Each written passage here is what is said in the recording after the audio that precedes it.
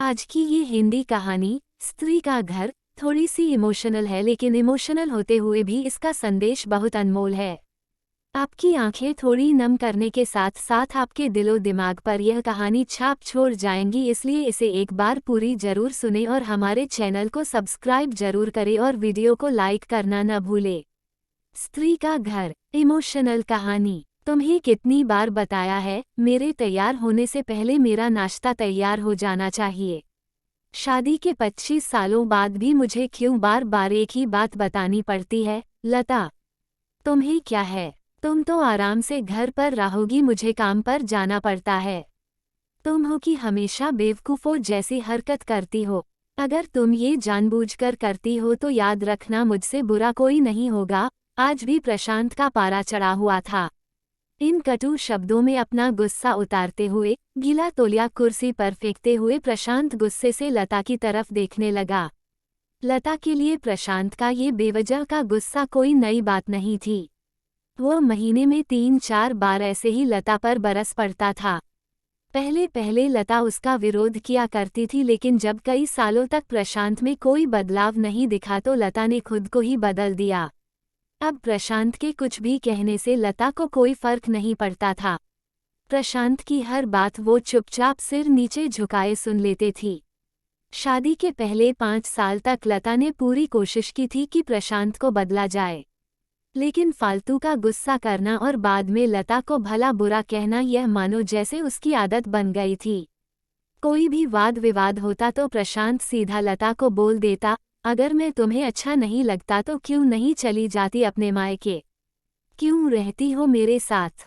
इतना सब कुछ होने के बावजूद लता प्रशांत के साथ रहती थी क्योंकि उसे अपनी बेटी की फिक्र थी।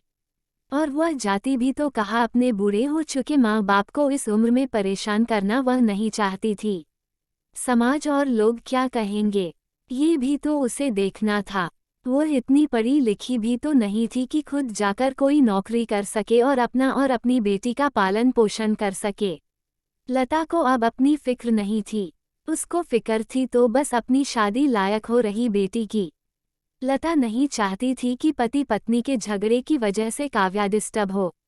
काव्या की पढ़ाई पूरी हो चुकी थी, उसके लिए अब शादी के रिश्ते आने लगे थे। कई रिश्तों को काव्या ठुकरा चुकी थी।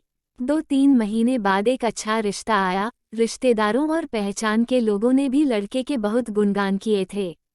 प्रशांत एक शाम अपनी बेटी के पास बैठकर उसे बताने लगा, काव्या, बहुत अच्छा लड़का है, पढ़ा लिखा है, बड़ा घर है, बहुत अच्छी नौकरी है।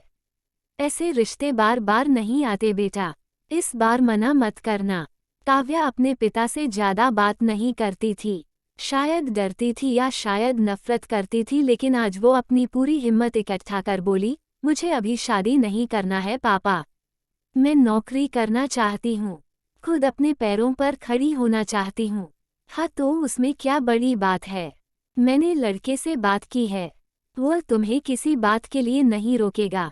तुम शादी के बाद भी नौकरी कर सकती हो, वो तुम्हें नौकरी के लिए परमिशन दे देगा। प्रशांत बोला, मेरा नौकरी करना या ना करना उसकी परमिशन पर क्यों डिपेंड रहेगा पापा? काव्या ने पूछा, मैं कह रहा हूँ ना, तुम्हें किसी भी चीज की कमी नहीं होगी वहाँ। ऐसे रिश्ते बार बार नहीं आते, इसे ठुकरा मत, बहुत खुश रहोगी तुम वहाँ। प्रशांत बोला, पापा क्या मैं उतनी ही खुश रहूंगी जितनी मम्मी इस घर में खुश है? काव्या ने तंज कसते हुए कहा, आज तुम्हारी जबान कुछ ज्यादा नहीं चल रही। प्रशांत गुस्से से आंखें बड़ी करते हुए बोला, पापा मुझे शादी ही नहीं करनी है, क्योंकि शादी के बाद अगर वह लड़का आपके जैसा निकला तो मैं क्या करूंगी? मुझे आपके जैसा जीवन साथी नहीं चाहिए जो बिना बात के मुझ पर हमेशा चिल्लाए। मुझे कुछ भी अपनी पसंद का लेना हो तो 10 बार सोचना पड़े, कहीं वह नाराज ना हो जाए। मेरी तबीयत कैसी भी हो उसे परवाह ना हो। रोटी थोड़ी सी मोटी बन जाए तो घर सर पर उठा ले। उसकी चेकबुक ना मिले तो भी मेरा ही दोष निकालें, और हर छोटी मोटी बात पर मुझे मायके जाने के लिए कहे। काव्या ने अपना दिल खाली करते हुए पापा से सब कह दिया। प्रशांत का गुस्सा 7वें आसमान पर था, लेकिन उसके मुंह से एक भी शब्द नहीं फूट रहा था। वो काव्या की बातें सुन रहा था। काव्या उतना ही बोलकर चुप नहीं हुई। आज पहली बार वह अपने पापा के सामने इतना कुछ बोल रही थी। पापा, आपने माँ के साथ हमेशा गलत व्यवहार किया है। आप अपने ऑफिस का गुस्सा बिना सोचे समझे माँ पर उतार देते हैं, कभी इस बात की परवाह भी नहीं करते कि उन्हें कैसा लगता होगा। आपकी बातें सुन सुन माँ ने अपना स्वाभिमान खो दिया। प्रशांत आज पहली बार अपने किए बर्तावों को महसूस कर पा रहा था। वो इतना ही बोल पाया, जो तुम्हारा मन है वो करो, मैं तो इतना बुरा हूँ ना।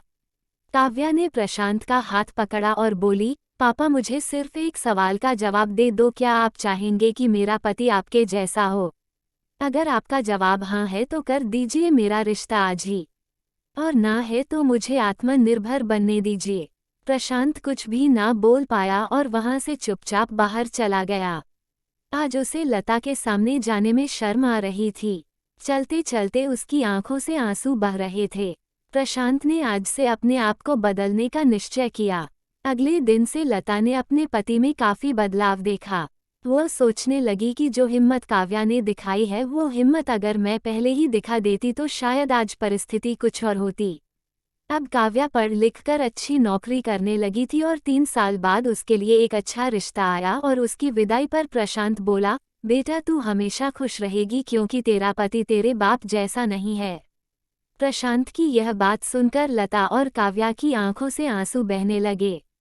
दोस्तों, हमारे समाज में औरतों को भले ही देवी का दर्जा दिया जाता है, लेकिन वो स्वतंत्रता नहीं दी जाती जो उन्हें देनी चाहिए।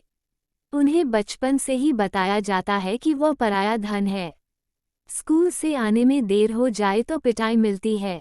मोबाइल पर बातें करते हुए दिख जाए या खिड़की से झांकते हुए दिख जाए तो शक किया जाता है। माँ बाप का घर तुम्हारा नहीं है, पति का घर ही तुम्हारा घर है। जीवन भर यह बातें बता बताकर उन्हें ससुराल भेज दिया जाता है, और एक दिन किसी छोटे मोटे झगड़े में ससुराल वालों से उन्हें सुनना पड़ता है कि इस घर को छोड़ दो और मायके चली जाओ। अब आप ही बताओ दोस्तों, ऐसी स्त्रियों का सच्चा घर कौन सा? आखिरकार वह किस घर को अपना कहें? दोस्तों, उम्मीद है ये कहानी आपके दिल को छू गई होगी।